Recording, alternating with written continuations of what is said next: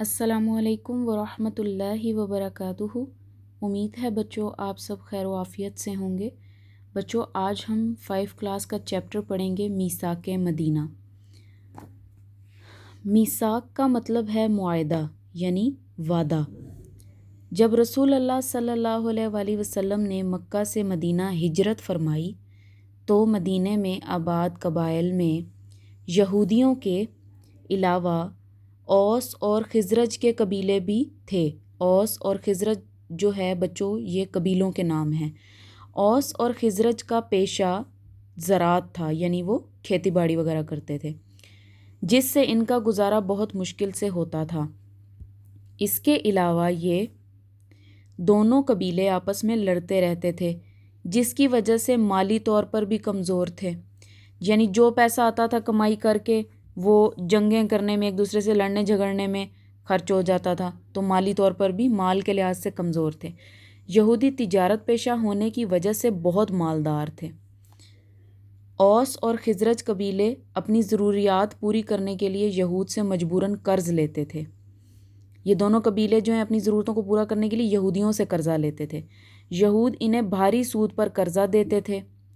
اوس اور خزرج قبائل نے اسلام قبول کر لیا تھا۔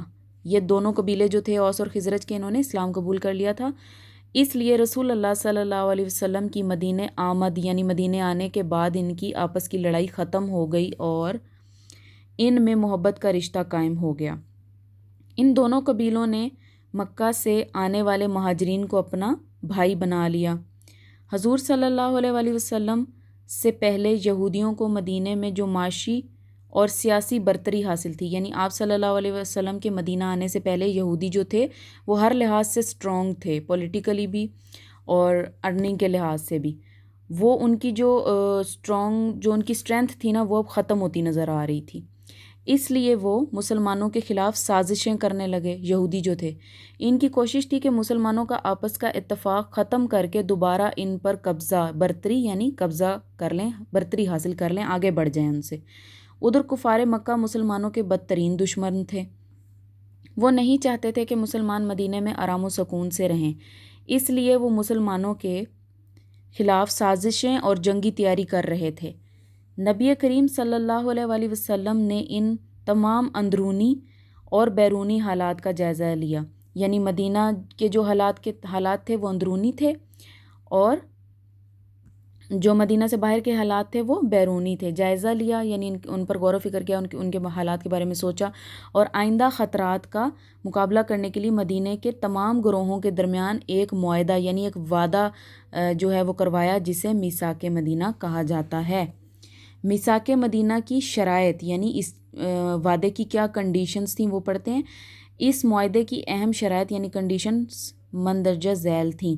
نمبر 1، مسلمان اور یہودی دونوں کو مذہبی آزادی ہوگی، وہ ایک دوسرے کے مذہب میں مداخلت نہیں کریں گے، یعنی مسلمان اپنا مذہب فالو کریں گے، یہودی اپنا مذہب فالو کریں گے اور ایک دوسرے کے مذہب میں مداخلت نہیں کریں گے، انٹرفیئرنس نہیں کریں گے۔ نمبر 2 ہے جو طاقت اس معاہدے کے کسی فریق سے جنگ کرے گی، یعنی جو گروپ بھی مسلمانوں سے یا یہودیوں سے جنگ کرے گا اس کے خلاف سب تعاون کریں گے، یعنی اس گروپ کے خلاف سارے اکٹھے ہو جائیں گے جو نقصان پہنچانے آئے گا۔ نمبر 3، مسلمان اور یہودی آپس میں میل جول اور اچھا برتاؤ کریں گے، یعنی مسلمان ہیں یا یہودی آپس میں ان کو اچھی طریقے سے رہنے کا کہا گیا۔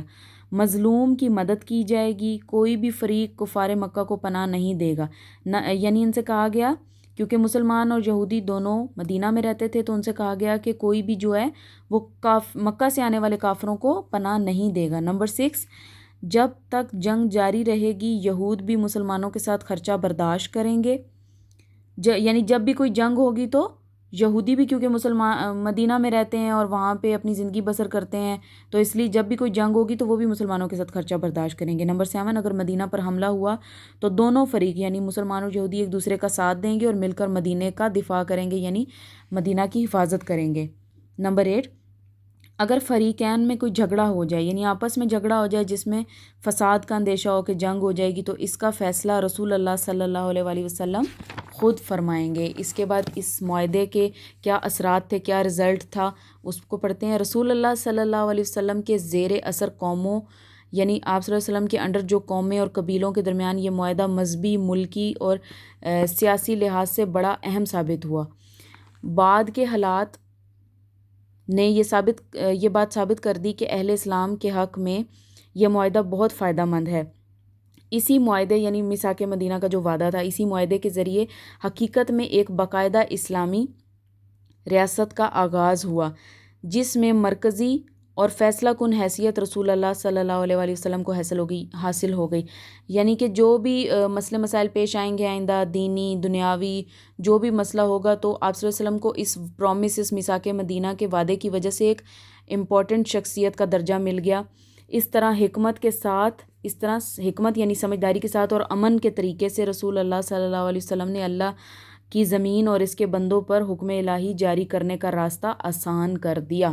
یعنی کہ ایک آسان راستہ آپ صلی اللہ علیہ وسلم نے ڈھونڈ لیا، جس سے آپ اللہ کا حکم اللہ کے بندوں تک پہنچا سکیں۔ چیپٹر کمپلیٹ ہو گیا۔ جزاک اللہ۔